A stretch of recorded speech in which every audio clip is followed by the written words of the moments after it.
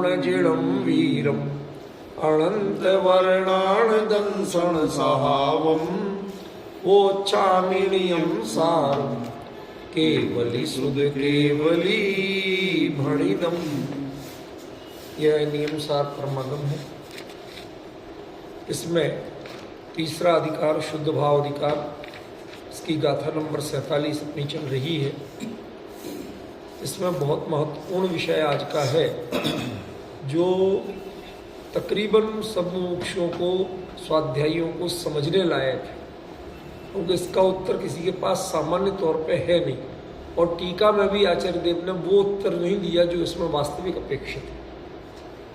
चलिए गाथा लेते हैं। जारसिया से धप्पा भवमल्लिय जीव तारी साहोंती जर मरण जन्म मुक्का 8 गुणालंकिया जेण। जारसिया जैसे सिद्धप्पा सिद्धात्मा है, भवमल्लिय जीव संसार में लीन जीव भी तारिसा होंती वैसे ही होते हैं। जर मरण जन्म मुक्का, वह बुढ़ापा मरण और जन्म से मुक्त हुए। यहाँ तक की चर्चा अपनी चल गई थी। आखिरी है 8 गुणालंकिया जे, और 8 गुणों से अलंकृत। अब देखिए, एक चीज हमें विचार करना होगी कि पहले वो 8 गुण हैं कौन से। सुने तो हमने बहुत है, पर विचार नहीं किया। आज की चर्चा में जो ऑफलाइन ऑनलाइन वाले स्वाध्यायी हैं, उनसे भी निवेदन है इस विषय को गंभीरता से एकाग्रचित होकर सुने और विचार करें। ये 8 गुण सिद्ध के कहेंगे। किसके कहेंगे? सिद्ध क्या है? एक पर्यायी है, अवस्था विशेष है, माने वो उस समय ही प्रकट होते हैं। ये 8 गुण अनंत के भी नहीं कहे। सिद्ध अवस्था पॉइंट समझ रहे कि नहीं समझ? अनंत चतुष्टय अनंत के भी है,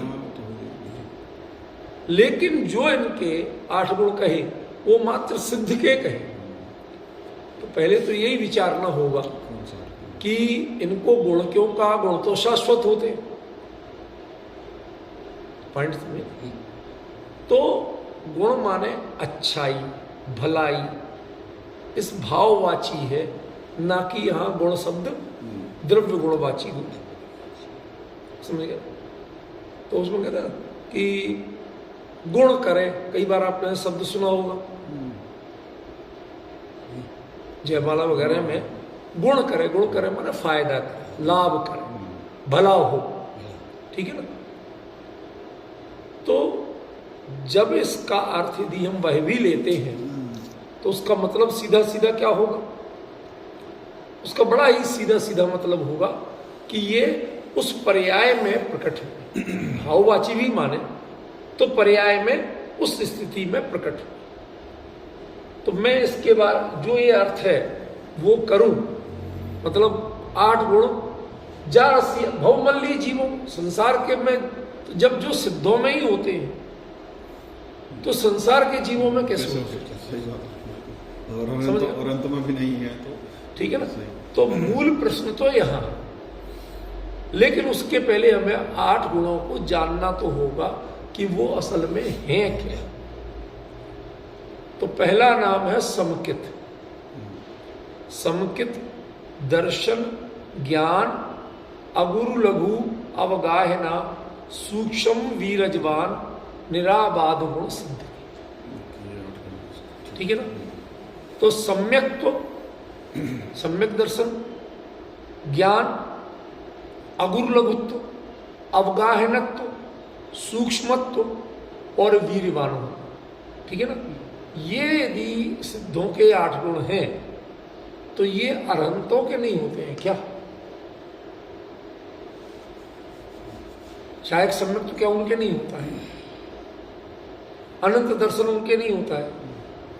अनंत ज्ञान उनके नहीं होता है क्या? होता है। तो फिर सिद्धों के क्यों कहे? और सिद्धों के कहे तो कौन सा सम्यक, कौन सा अनंत दर्शन और कौन सा अनंत ज्ञान उनके नया हो? प्रश्न तो उठेगा ना। भाई हम लोग कई चीजों को टालते हैं, बच के चलते हैं, होता होगा यार तो दिमाग खराब कर। दूसरा, कहीं भी आप पढ़िए कोई डेफिनेशन नहीं है। मैं आपको बड़े गंभीरता से बात बता रहा हूं, किसी ने कहीं कोई डेफिनेशन नहीं दी। इनकी डेफिनेशन सिर्फ वीरसेन स्वामी ने धवला में दी। तो यदि इनके बारे में वास्तविक जानना है तो धवला पढ़िएगा।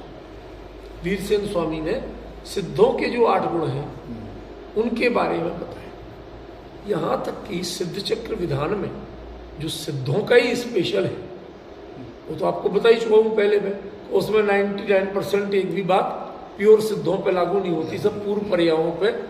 ऐसे सिद्ध को नमस्कार जो पहले ऐसे थे उनको, ये तो पहली अवस्था को कर रहे हैं ना आप। वर्तमान में उससे पहली अवस्था कौन सी छोड़ के सिद्ध हुए, उससे उनमें क्या फर्क पड़ता है? भाई कोई उपसर्ग सिद्ध है, उपसर्ग केवली हो गए, तो उपसर्ग की अवस्था का उनमें कोई स्पेशल रिजर्वेशन मिलता है क्या उधर? ऐसा तो कुछ होता नहीं है, भेदभाव तो है नहीं सिद्धों में। तो फिर उन सबको आपने जो अलग अलग बता के नमस्कार किया, तो वो तो संसार अवस्था बताई ना आपने। सिद्धों के गुण कहां हो गए?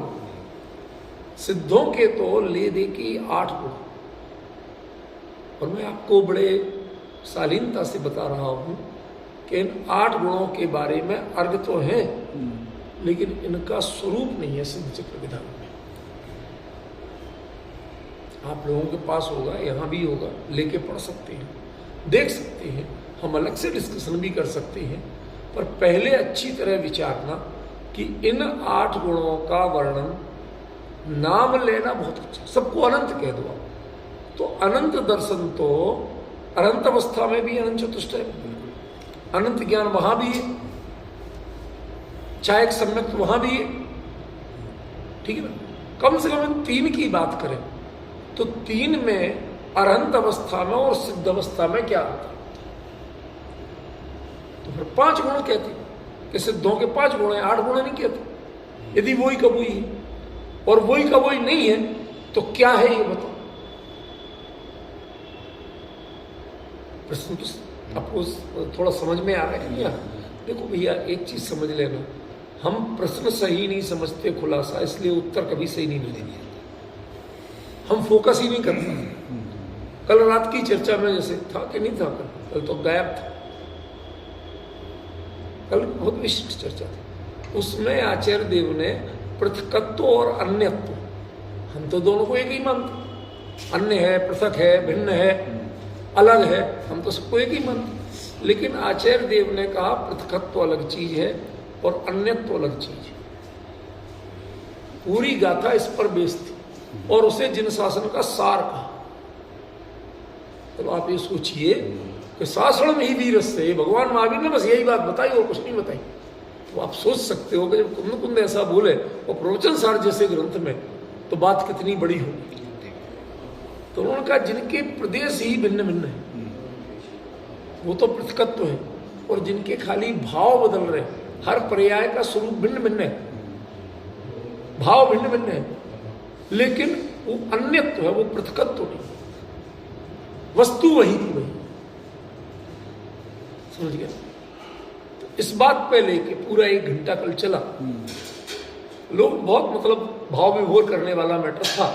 तो चीज को हम जब तक प्रश्न से नहीं समझेंगे, असली बात वहां भी कुछ और थी। आचार्य ने लिख दिया इसमें अन्यत्व पृथकत्व का विशेष बताया गया है। अरे अन्यत्व पृथकत्व की बात की क्यों उन्होंने, और उसे जिन शासन का सार कहा क्यों? कि भाई जो जीव के परिणाम बदलते हैं उनमें जो हितकारी अहितकारी है, शुभाशुभ जो भी है, उनकी समीक्षा करना एक चीज है, उनमें भिन्नता बताना और पर्याय दृष्टि छुड़ाना वो अलग चीज है। लेकिन वास्तव में पर्याय को द्रव्य से भिन्न करना वो अलग चीज, क्योंकि यदि वो अलग करोगे तो फिर तो सिद्ध में किसका गीत गाओगे? सिद्ध तो अकेली पर्याय ही। सिद्ध में आत्मा तो वही का वही है ना जो हमारे आपका है, तो किसके गीत गाओगे? मैटर क्या रह जाएगा आपके पास बोलने के लिए? पर्यायों को आप वस्तु से भिन्न नहीं कर सकते। पर्यायों का द्रव्य से प्रदेश भेद नहीं है, इसलिए पर्यायों में अन्यत्व तो होता है, पृथकत्व तो नहीं। वो विस्तृत चर्चा थी, वो भी नहीं छीलेंगे। वो तो आपको दृष्टांत के रूप में इसलिए बता रहे कि आचार्य मूल में कहना क्या चाहते हैं वो हमें पकड़ना पड़ेगा। अब इसमें आचार्य देव ने बड़ा साफ साफ कहा, जन्म जरा मृत्यु से तो आत्मा है, ये तो क्लियर हो गया, समझ गए ना। और वैसा मानने का नियम संलेखने वाले को लाभ है, मतलब वो शरीर आश्रित किसी भय, आशंका, जिज्ञासा इनसे डिस्टर्ब ही नहीं हो, शांत भाव से अपने स्वरूप में लीन। इसलिए यहां तक की चर्चा जन्म मुक्का, ये सब चीजें इस विषय से मेल खाती। अब दो प्रश्न बचे कि एक तो 8 गुण जो सिद्ध के हैं वो है कौन असल में, उनको जानना, और दूसरा क्या वो जो चीज प्योर सिद्ध हो, सिद्ध एक पर्याय है, तो जो सिद्धों की प्रॉपर्टी है वो भौमल्य जीव में कहां से आ जाए। स्वभाव होना, और ये तो पर्याय की उपलब्धि है, ये तो भाव है, ये गुण कहे गए, कोई गुण नहीं है, समझ गए। गुण कभी ना छुपते हैं ना प्रकट होते हैं, समझ गए। ये तो किसी न किसी गुण की पर्याय है, डिफरेंस समझ रहे। तो फिर उनको वो अभी संसारी जीवों में प्रकट है, तो सिद्धों में क्या हो, फिर सिद्ध बनने की जरूरत ही क्या। ये एक बड़ा प्रश्न, और इसका तीसरी प्रश्न हो जाएगा, ध्यान रखना सचिन, बात याद नहीं होगी तो इसका स्पष्टीकरण नहीं आए।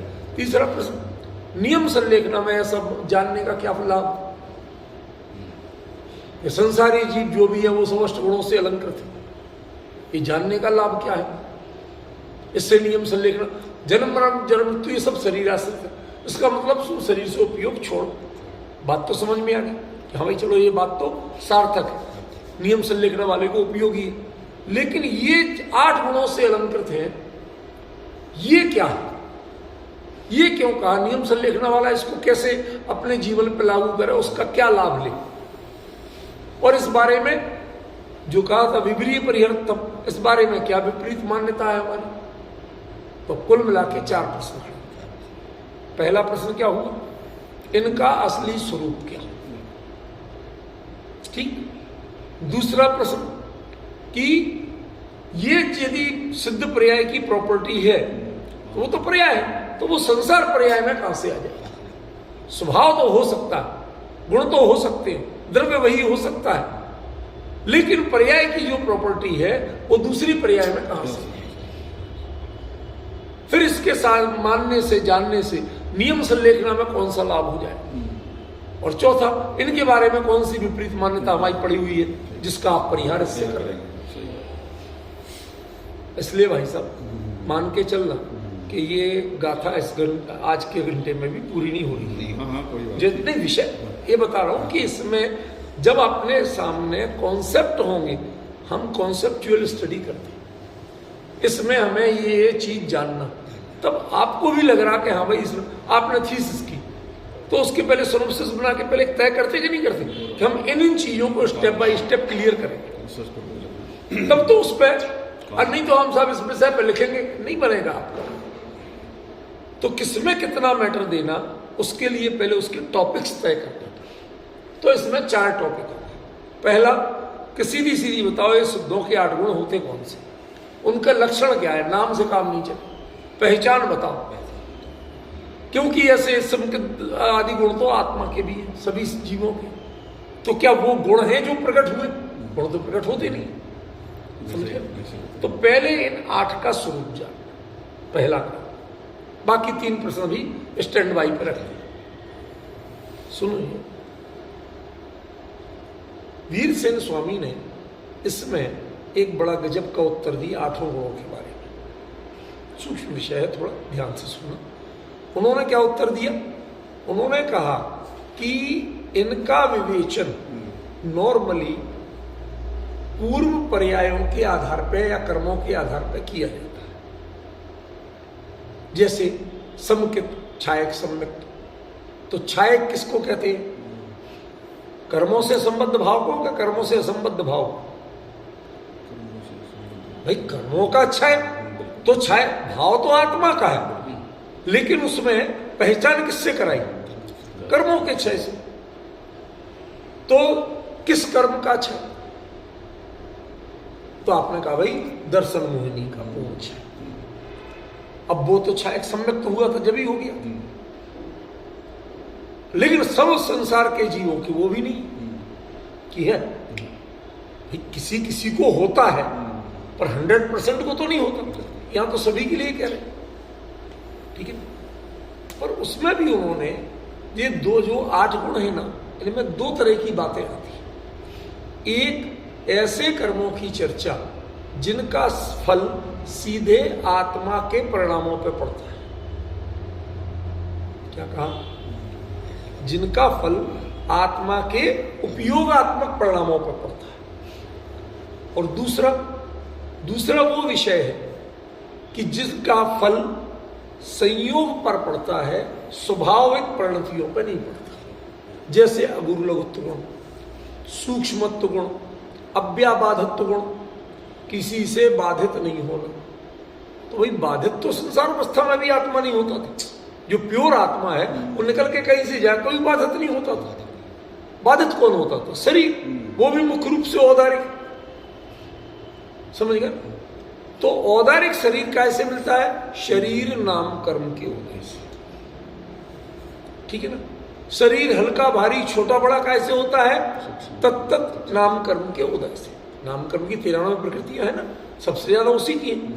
तो उनमें अधिकांश प्रकृतियां ऐसी हैं जो प्योर पुद्गल विपाकी कहा गया है। क्या नाम दिया सचिन? पुद्गल विपाकी। पुद्गल विपाकी माने जिसका विपाक माने फल पुद्गल में आता है, आत्मा में आते ही नहीं।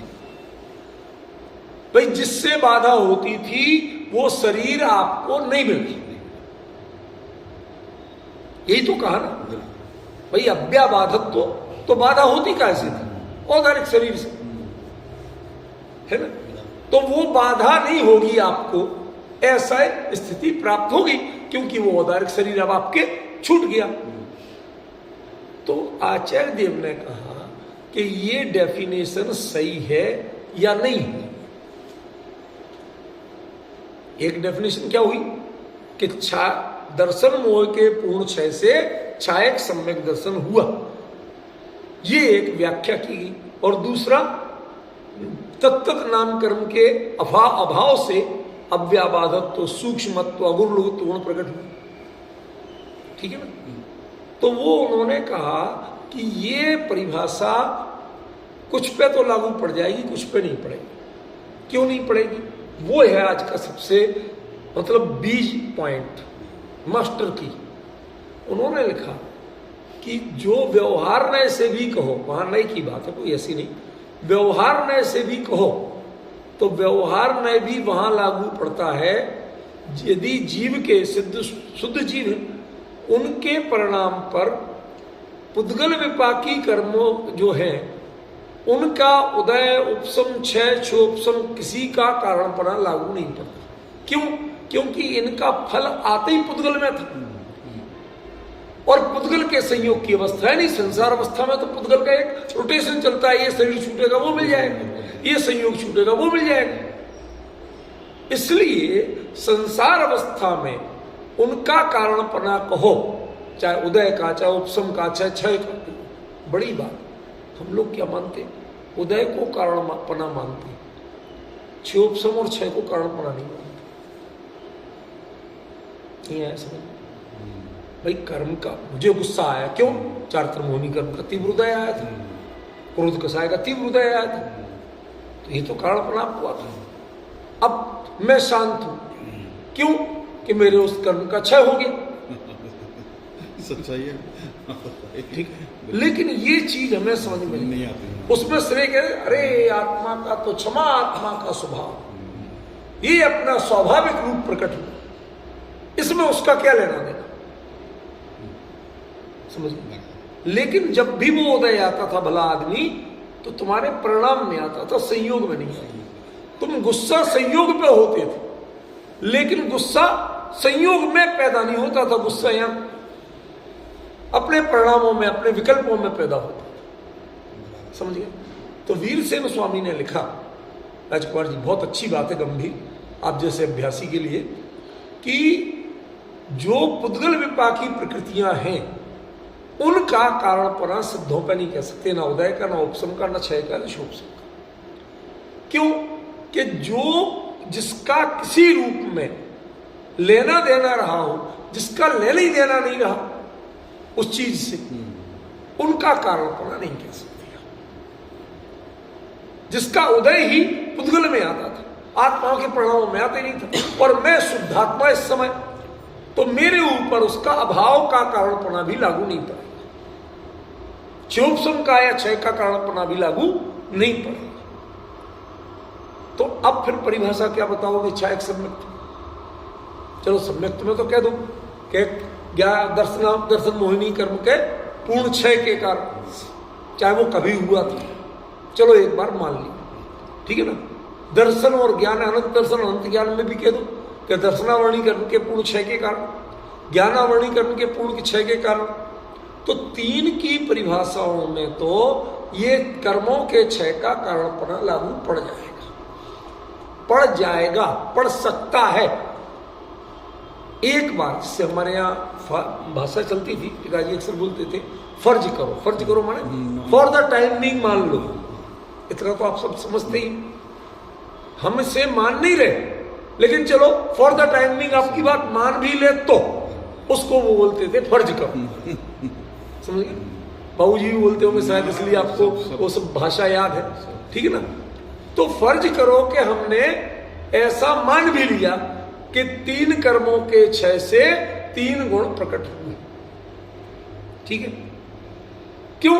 क्योंकि इन कर्मों का जो उदय आता था वो जीव के परिणाम ही प्रभावित होते थे उससे, इसलिए उनका नाम क्या पड़ा? जीव विपाकी, माने जिसका विपाक यानी फल जीव के परिणामों में आता है, ठीक है ना।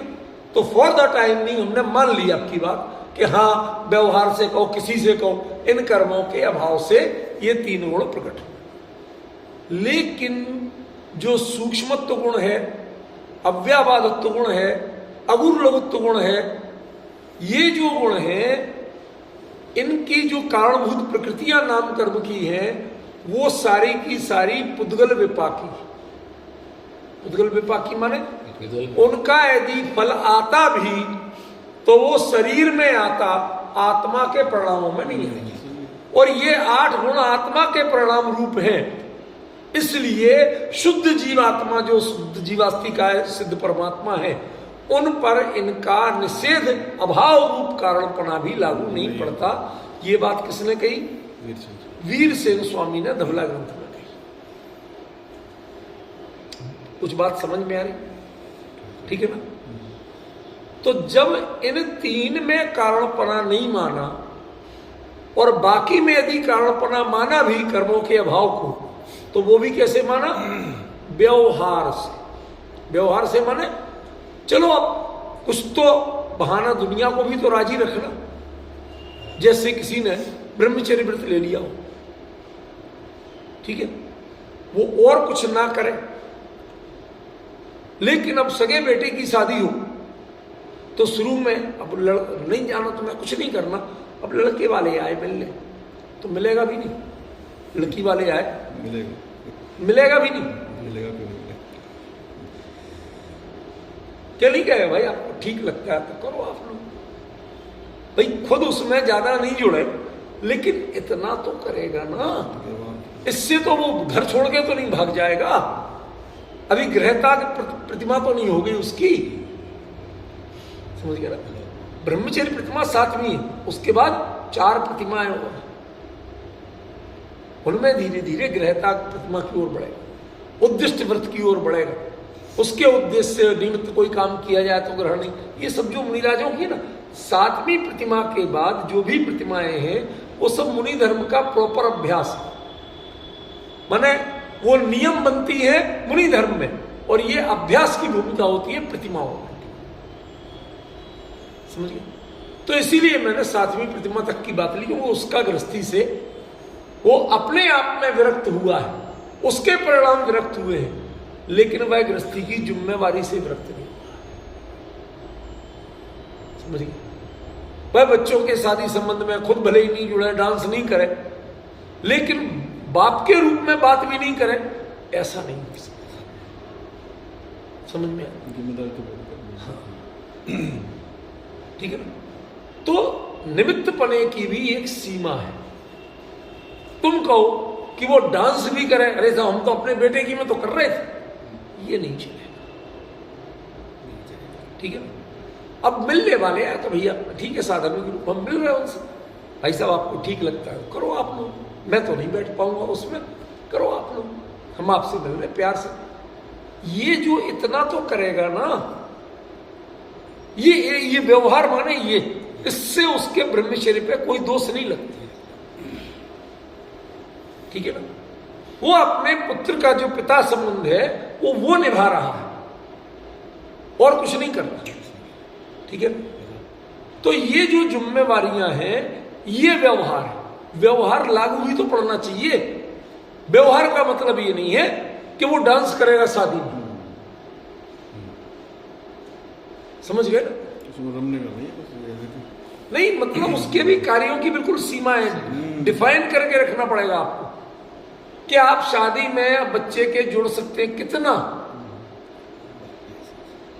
वो उस समय लेन देन में नहीं जुड़ेगा, सप्तपदी के आदि के उसमें नहीं जुड़ेगा, बाद में बच्चे आशीर्वाद लेने आशीर्वाद दे देगा, भैया धर्म वृद्धि हो, खूब अच्छा करो, वीतरागी देवशास्त्र गुरु की भक्ति बनाए रखना, स्वाध्याय करते रहना, देगा, आशीर्वाद भी देगा, लेकिन कैसे देगा? जो धर्म से संबंधित है। तुम्हारे दूधो नहाओ पूतो फलो आशीर्वाद वो नहीं देगा, तो उसमें उसे दोष लग गया। अब भाई साहब समझ रहे हैं अंतर? अभी क्या लग रहा था आपको? नहीं थोड़ा बहुत तो वो गृहस्थी तो निभाएगा अभी, नहीं उसमें भी ध्यान रखना, वो आशीर्वाद देगा भी, धर्म के सम्यक दर्शन प्राप्त करो, ऐसे आशीर्वाद देगा जो तुम्हारे गृहस्थी में दिए जाते दूधो नहाओ पूतो फलो, ये आशीर्वाद नहीं दे सकते। इसका मतलब है व्यवहार की भी एक मर्यादा है, वह व्यवहार एक लिमिट से ऊपर नहीं जा सकता, समझ गए। जैसे एडीसी या स्पेशल जो ऑफिसर के विशेष कार्याधिकारी वगैरह होते हैं, तो वो दूसरे देश के राजदूतों से मिलाने के लिए वहां, लेकिन जब वो दो राष्ट्राध्यक्ष बात कर रहे हैं उसमें वो उसको बाहर ही जाना, वहां तक ले जाने वाला, मिलाने वाला, सब बात करने वाला, पूछने वाला, बताना सब वही है, लेकिन दो की बातचीत में उसे बाहर रहना पड़ता है। फिर वो जिन्हें कोई राजनीतिक लेना देना नहीं, वो ट्रांसलेटर तो रहेंगे क्योंकि उसे एक दूसरे की भाषा नहीं आती, तो ट्रांसलेटर का भी काम इतना नहीं है भाई कि उनने क्या पूछा हमने बता दिया, इससे मतलब आगे का हमारा नहीं, उनने जो कहा वो उन्हें बता दिया, इससे आगे का उनके लिए नियम होता है। आप जानना कि वो जो ट्रांसलेटर नियुक्त किए जाते हैं उनको नियम होता है कि आप जीवन में कभी इस विषय में बाहर वक्तव्य नहीं दे सकते। जो अधिकृत सूचना जारी होगी वो राष्ट्रपति प्रधानमंत्री कार्यालय की ओर से जारी होगी। आपने भले ही ट्रांसलेशन किया हो, लेकिन प्रधानमंत्री जी ने क्या कहा था, ये आपको बोलने का अधिकार नहीं होगा जीवन भर। वो फिर वही वापस एडीसी था या जो विशेष वही बोले, समझ गए। ये दोनों के अंतर समझ में आ रहे।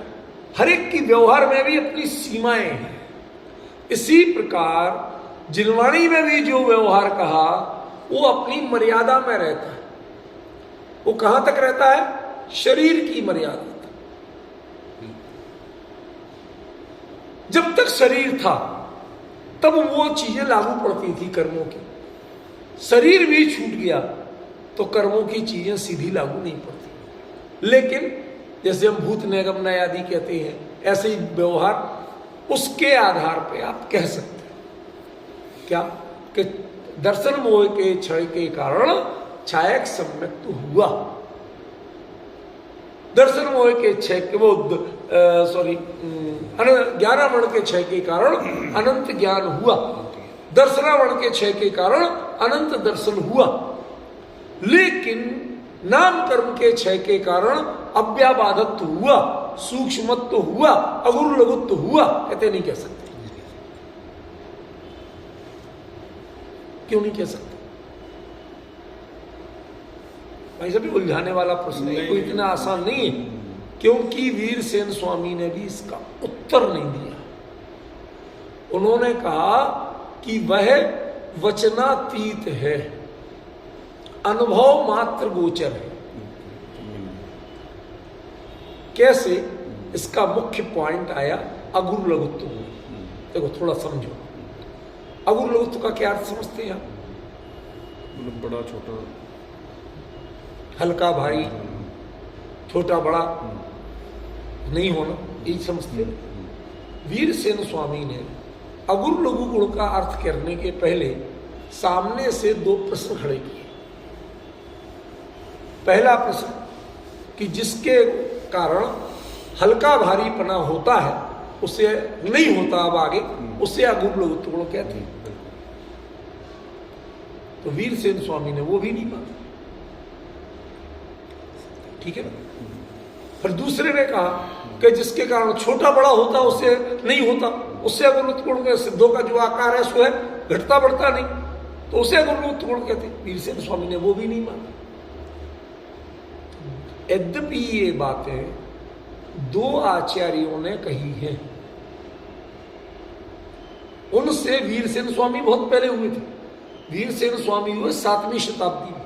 अच्छा, ये मतलब कुलपताचार्य से पहले की बात है वो? कौन?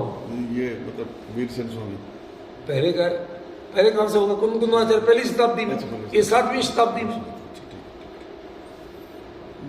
तो 7वीं शताब्दी के वीरसेन स्वामी इन प्रश्नों को उठा चुके थे और उत्तर दे चुके थे कि ये नाम कर्म की प्रकृतियां पुद्गल विपाकी हैं, इसलिए व्यवहार से भी ऐसा नहीं कह सकते कि इन कर्मों के अभाव से ये गुण प्रकट हुए। पॉइंट समझ गए आप? अब जयसेन आचार्य, तो आप लोग कहते हैं ना कई बार हम आचार्यों कोई बात बता देते तो आपको ऐसा लगता है। जयसेन आचार्य ने पंचास्तिकाय की टीका में यही बात कही कि जिनके कारण छोटा बड़ा आकार नहीं होता वह अगुरु लघुत्व गुण का कार्य है। छोटा बड़ा आकार नहीं होता सिद्धों का, यह अगुरु लघुत्व गुण का कार्य है। वीरसेन स्वामी ने वही मना कर दिया था 7वीं शताब्दी में, और आप 13वीं शताब्दी के अंत में आके यही बात कह रहे हैं। द्रव्य संग्रह के टीकाकार ब्रह्मदेव सूरी, वो हल्का या भारी नहीं होता, ये बात 15वीं शताब्दी के अंत में कही, जबकि इन दोनों बातों का अनुच्छेद 7वीं शताब्दी में हो चुका। इसका मतलब है कि धवला का प्रकाशन क्यों जरूरी था? लोग नहीं रहा होगा उनके सामने, नहीं पढ़ा होगा उनको, और धवला को पढ़ाना हर किसी के बस का काम नहीं था। उतना ज्ञान, उतना अनुभव, उतना अभ्यास चाहिए। तो मतलब इन आचार्यों को धवला का अभ्यास होता तो जो जिसका निषेध 7वीं शताब्दी में वीरसेन स्वामी कर चुके, वो बात क्यों कहते, वो डेफिनेशन क्यों देते? ये बात मैं इन आचार्यों की समीक्षा करने नहीं कह रहा हूं, बल्कि अपनी समीक्षा करने कह रहा हूं कि इन कर्मों के अभाव से तो सिद्धों के ये गुण प्रकट होते, व्यवहार से भी नहीं कह सकते, निश्चय से कह नहीं सकते। तो असल में इन गुणों का स्वरूप क्या? अब बात लौट के आई, असल में इन गुणों का स्वरूप क्या?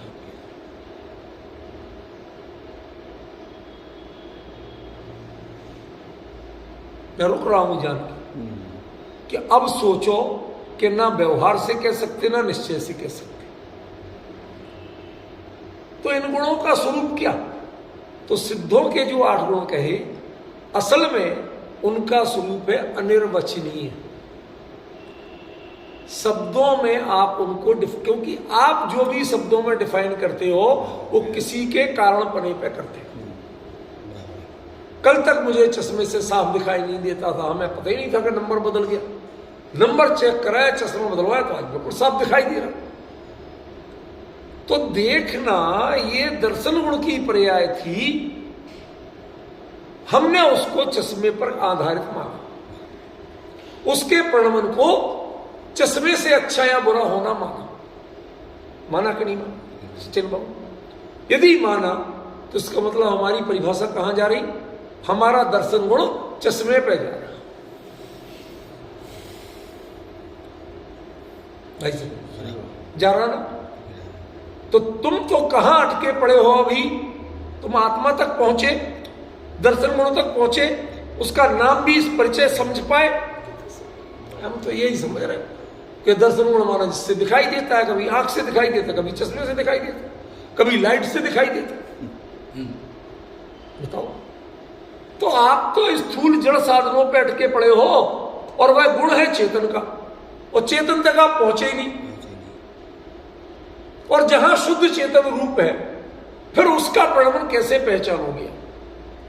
अभी तक तो कुछ आपने आंख से पहचान लिया, कुछ चश्मे से पहचान लिया, कुछ लाइट से पहचान लिया। अब इन तीन को माइनस कर दो। अब बताओ दर्शन गुण का क्या काम होता और कैसे काम करता? Can you define?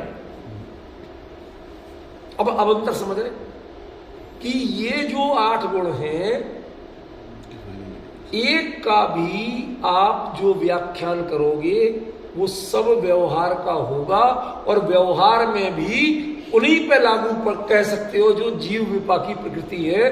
उद्गल विपाकी प्रकृतियों को तो व्यवहार भी स्वीकार्य नहीं।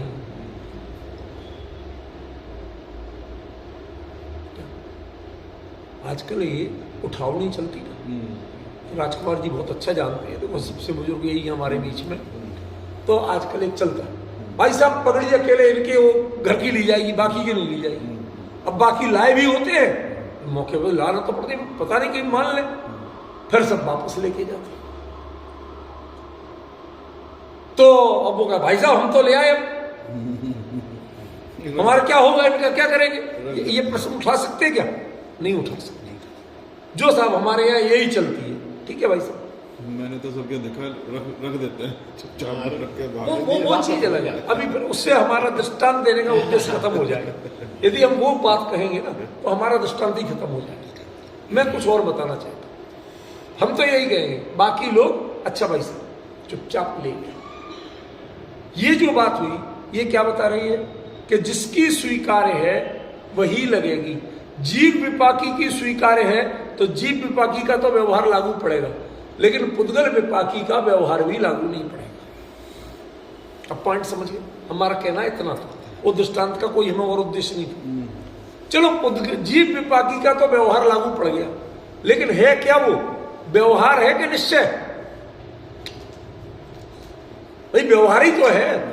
असल में क्या है? दर्शन गुण काम कैसे करता है? दर्शन गुण का पूर्ण निर्मलता जो उस समय प्रकट हो रही है वो आप जान कैसे आए? लोकालोक को देखने से। तो क्या कर रहे हैं सिद्ध भगवान, बताना जाए दर्शन गुण से क्या कर रहे हैं? मेरा प्रश्न समझ में आ रहा है?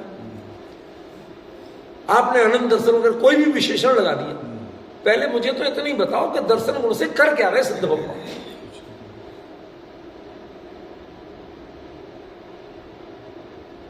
सच बताओ, दर्शन माने देखने के अलावा कुछ और जानते भी हो आप? चक्षु सुन लो भाई साहब, कुछ बात बता रहा हूं तो गहरी बता रहा हूं। चक्षु दर्शन एक दर्शन है, 4 दर्शनों में दर्शन गुण उसके दर्शनोपयोग के भी भेद हैं, उसमें 4 भेद कहीं। चक्षु दर्शन, अचक्षु दर्शन। अचक्षु दर्शन माने बाकी जो 4 इंद्रियां हैं उनको अपने विषय के बारे में जो सामान्य प्रतिभास मात्र होता है वो अचक्षु दर्शन है। तो इसका मतलब आंख से जो आप देखते हो, जो स्पष्ट दिखता है, उसका नाम चक्षु दर्शन नहीं है। भाई साहब बहुत उलझाव है इसमें। इसीलिए मैं आपको कह रहा हूं पहले क्रम से समझ लो, आप आगे मत भागो, चूक जाएगी गाड़ी। समझ गए ना?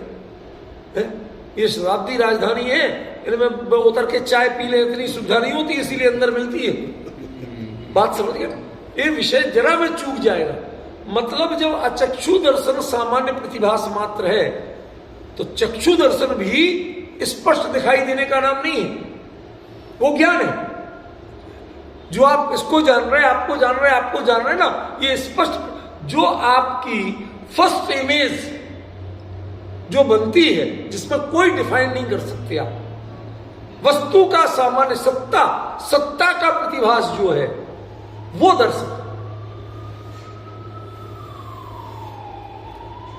चक्षु दर्शन का मतलब आंख से मोबाइल दिखाई देना नहीं है, ये ज्ञान है।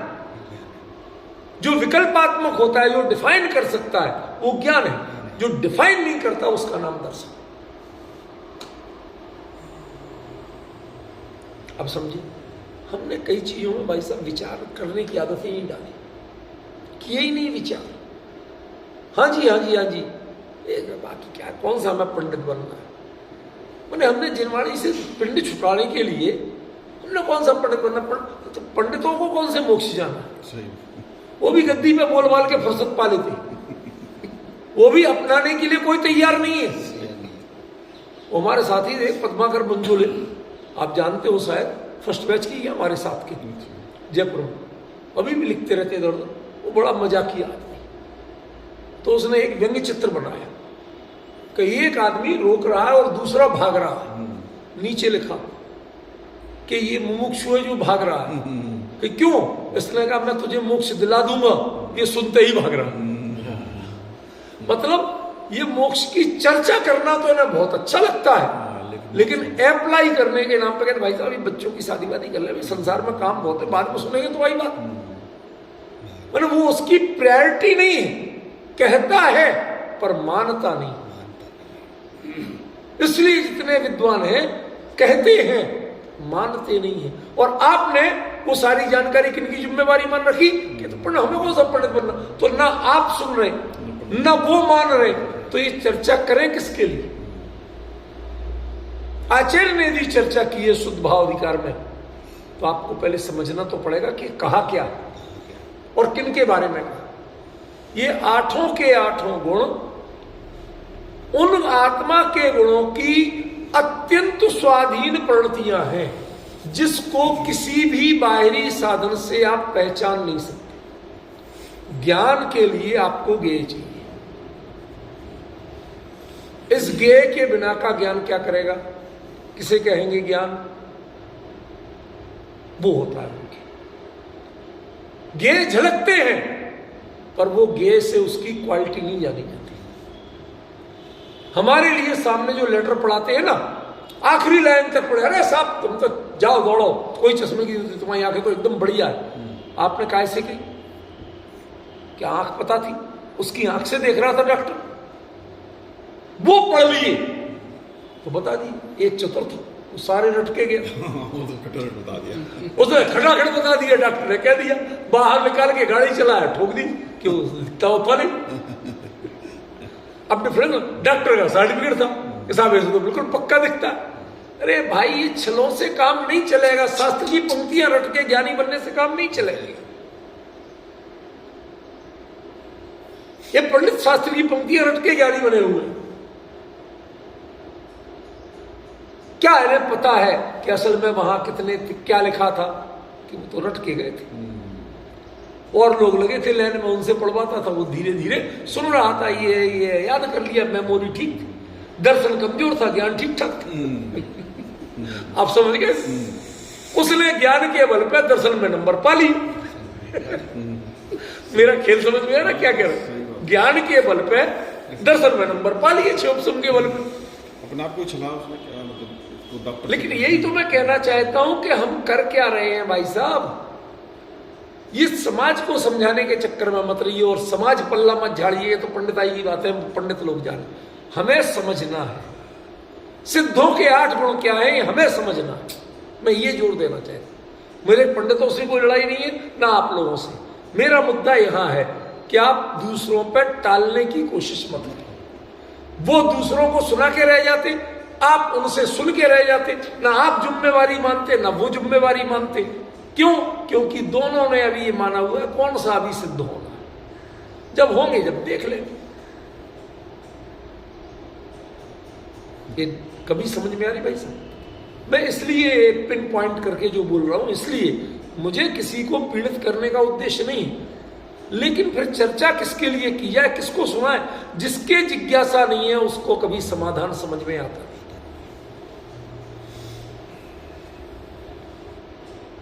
जब मैंने एक दिन रात को व्याख्यान दिया था ना चेन्नई यूनिवर्सिटी में, सचिन था कि नहीं था उस दिन, उसमें क्या बताया था, समाधान और समाधि ये पर्यायवाची शब्द।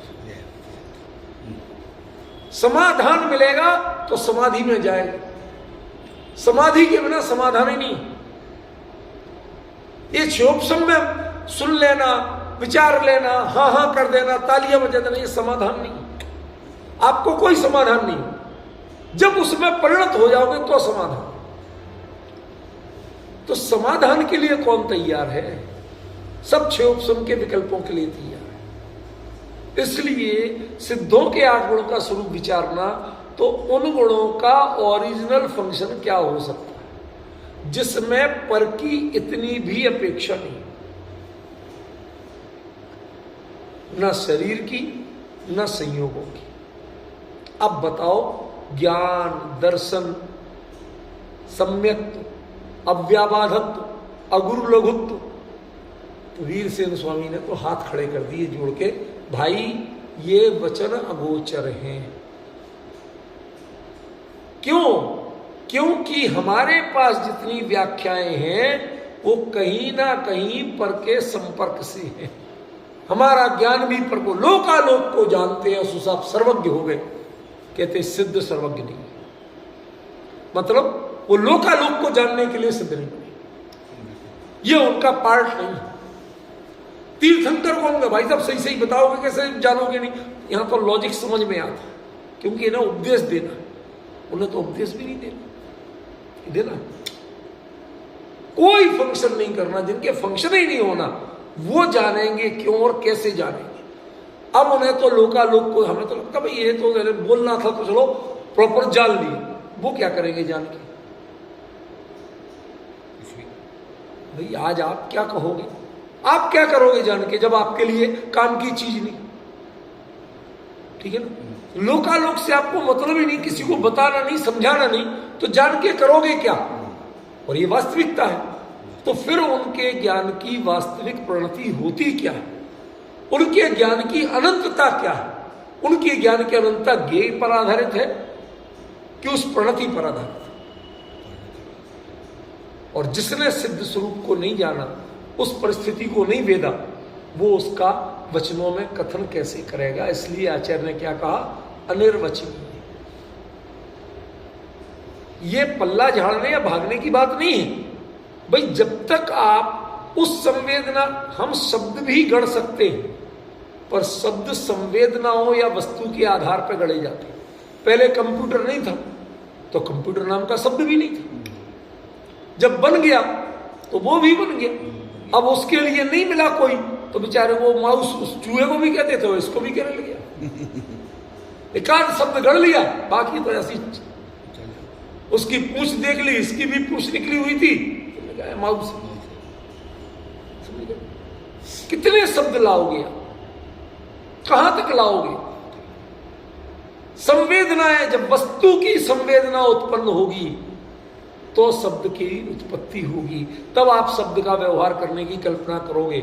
शब्द कोई शाश्वत नहीं, उसका जो अर्थ है वह कालिक होता है, उस काल और उस परिस्थिति में ये चलता है। तो वीतराग धर्म की परिस्थिति में इनका अर्थ कर तो देते, लेकिन कौन करे?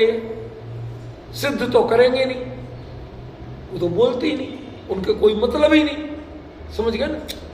और संसारियों के लिए सिद्धों की दशा का अनुभव नहीं, क्यों? उस स्थिति में क्या होता है?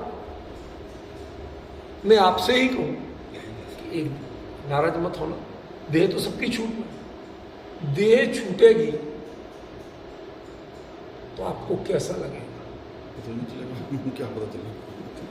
मैंने एक बड़ा टिपिकल सा प्रश्न किया है, आप मेरे को बेवकूफ कह सकते हो, कोई बड़ी बात नहीं, लेकिन भाई साहब अभी छूटी नहीं, हम कैसे बता दें? अनंत बार छूटी, याद नहीं रहा, वो याद नहीं रहा, और वर्तमान के ज्ञान की जो पर्याय है उसमें वो विषय प्रकट नहीं है, उसको उसका संवेदन ही नहीं है, अनुभव नहीं है, तो कैसे बता दे कैसा लगता हो? कहते गरुड़ पुराण पढ़ लो, उसमें दिया। भाई साहब ये पुराणों में पता नहीं क्या क्या दिया। कोई यमराज के पास लाके जाने कहता, कोई भगवान के पास जाने को, कोई विष्णु जी, पता नहीं किन किन की दुनिया भर की बातें हैं, कुछ नहीं पता।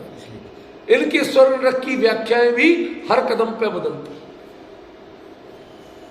सच बता रहा हूं, हर कदम पे बदलती है, कोई डिफाइन नहीं कर सकता। इनके जो आराध्य देव हैं ब्रह्मा विष्णु महेश, इनमें कौन किसका है और कौन बड़ा है, इसका आज तक डिफाइन कोई नहीं कर पाया। यदि ब्रह्मा जी जगत पिता थे, उनने सबको पैदा किया था, तो उनने क्या शंकर जी और विष्णु जी को भी पैदा किया था? कोई उत्तर नहीं देता आज तक। और यदि ब्रह्मा जी सबसे बड़े थे, तो उनकी पूजा क्यों नहीं होती? इसका उत्तर कोई नहीं देता आज तक। बताओ, एक वो पुष्कर में मंदिर है, एक आध जगह, और आज तक कहीं नहीं बना। क्यों? इनके सब कथाओं से चल रहे हैं, जो कथा चल रही उसके आधार पर चल रहे हैं। कोई भी चीज वस्तु को प्रत्यक्ष करके नहीं है। जैनों में स्वर्ण रख का जो भी वर्णन है, वो जो है वो है, वो किसी व्यक्ति के कथन से बदलता नहीं, सबको वही बताना पड़ेगा। समझ गया? क्यों? क्योंकि यह केवली प्रतिपादित वस्तु व्यवस्था है। लेकिन केवली ने भी सिद्धों के 8 गुण होते हैं तो बताया, लेकिन वो कैसे होते? कहते जब तीर्थंकर परमात्मा शब्दों से नहीं बता सके, तो भाई साहब हमारे आपकी अकल में इतने शब्द कहाँ हैं कि हम उनको बता सके। जहां इंद्र ने धर्मसभा लगाई थी, मगध जाति के देव हर शब्द का ट्रांसलेशन करने तैयार थे, लेकिन जो शब्दों से अतीत था, उस शब्दों में आएगा कहां से? उसकी शाब्दिक अभिव्यक्ति होगी कहां से? समझ गए? इसलिए जो ऐसे वचनातीत गुण हैं, असल में उनको 8 गुण कहा गया।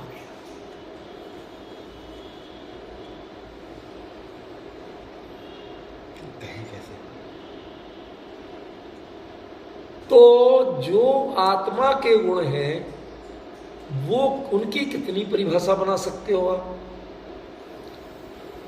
जिससे जीव जानता देखता है, वो ज्ञान गुण है। देखता है, दर्शन गुण है। जानता है, ज्ञान गुण है। किसको? घटपट आदि। आगे लौट के कहां आ गया? आ गए आप? समझ गए? ये है सबसे बड़ी कमी। अब पॉइंट समझ में आए? सब आप पराश्रित व्यवहार पे हो, स्वाश्रित पे नहीं। समझे? एक भी परिभाषा आपके पास स्वाश्रित नहीं है। गुणों की परिभाषाएं आपने सीखी तो हैं, लेकिन गुणों का स्वरूप नहीं सीखा। जो उसके फंक्शन पे आधारित हो, जिसकी पहचान दूसरे से नहीं हो। बड़े से बड़ा आई सर्जन वो आंख का टेस्ट पढ़ने से करता है। जो आंख को देख के नंबर बता दे तो जाने। समझ गए? नहीं बता सकता तो इसका मतलब तुम आंखों का विशेषज्ञ नहीं है। आंखों के बारे में जितनी भौगोलिक रिसर्च हुई है, मात्र उसका विशेषज्ञ है। जितना छपा है, जितना लिखा है, जो रिसर्च से मिल गया, उतना जानता है। तूने वास्तव में आंख के बारे में विशेषज्ञता कुछ भी नहीं है, दूसरों के प्रतिपादन पर आधारित है। समझ गया? तो 8 गुण जीव के सबके होते हैं, भवमल्ली जीव के भी। लेकिन हमने इन गुणों की जितनी परिभाषाएं की हैं, वो पराश्रित की हैं, और सिद्धों के पूर्ण स्वाश्रित होते हैं। तुम्हें क्या उस वचनातीत अवस्था का अनुभव है? 2 मिनट है भाई सब, 2 मिनट में मैं आगे की बात बताना चाहता हूं। फिर अगले संडे भले ही चले ये विषय, लेकिन अभी बता देना चाहता हूं, अभी अधूरा नहीं छोड़ना चाहता। इसी प्रकार तुम्हें अपने स्वरूप के बारे में वचन और विकल्प, इनकी सीमा से ऊपर उठना है, तब नियम से लिखना। ये बराबर रिपीट करो ये सेंटेंस। कर रहा हूं भाई साहब। क्या? जैसे सिद्धों के 8 गुण वचन और विकल्प की सीमा से ऊपर हैं, ऐसे ही नियम संलेखना वाले को वचन और विकल्प की सीमा से ऊपर अपने आप को उठाना पड़ेगा, तब तेरी नियम संलेखना सार्थक होगी। नहीं तो कोई कौन सा पाठ पढ़ रहा, क्या कर रहा, इन वचन विकल्पों में उलझा रहा, तो तेरी संलेखना नहीं होगी। वो तो फिर ये नहीं की कहलाएगी। समझिए, पॉइंट समझ गया क्या कह रहे, क्यों कहा यहां नियम संलेखना का, इससे क्या लेना देना है कि जब तक आप वचन विकल्प की सीमा से ऊपर उठ करके पूर्ण स्वाश्रितता, पूर्ण अनुभव गोचर उस स्थिति में नहीं पहुंचाते हो अपने आप को, अनुभव के बिना काम चलेगा ही नहीं।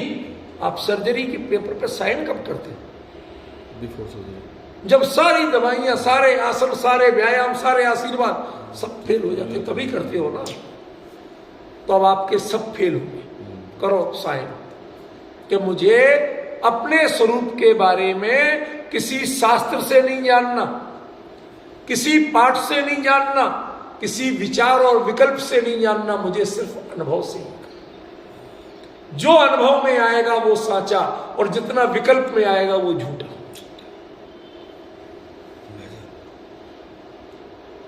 हो तैयार? तो आपकी नियम संलेखन होगी। इसका अर्थ है ये, और अर्थ किया क्या जा रहा कि सिद्धों के 8 गुण सारे संसारियों में होते। अरे भले आदमी, तुम्हें 8 गुणों का स्वरूप पता है? कभी विचार किया है? कोरी पंडिताई चल रही, क्षमा करना मेरे शब्दों, कोरी पंडिताई चल रही। जो शब्दातीत स्वरूप है उसको शब्दों में व्याख्यान किया जा रहा। समझ लीजिए, तुम वर्तमान में 8 गुणों से अलंकृत हो। किस रूप में? कि तुम मात्र जैसे वो अनुभव में ही प्रतिफलित होते हैं, शब्द और विकल्प में नहीं। तो तुम्हें भी जो कुछ आपकी आगे की साधना है वो अनुभव में प्रतिफलित करना है, तुम्हें शब्द और विकल्प जाल में प्रतिफलित नहीं करना। ये है नियम संलेखना का इसका उत्तर। सचिन बाबू, आई बात समझ में? पकड़ में आया क्या अर्थ था? और इसीलिए मैंने वीर सिंह स्वामी से लेके सारी बात बताई। ठीक है ना? अब 2 प्रश्न जो रह गए, क्या ये मतलब जो कुंद जैसे आचार्यों के लिए किस काम का था ये भावना करना, और दूसरा इसके बारे में भ्रम क्या व्याप्त था? उत्तर तो उनका भी हो गया इसी में, लेकिन और खुलासा करना है तो वो मैं अगली बार करूँ। क्योंकि सो जो है निराकार है जी, तो किसी तो कैसे जाना, जब जो वचनातीत हैं तो किसी कैसे तो जाना ही होगा। सिद्धों का कोई आकार ही नहीं है तो किसी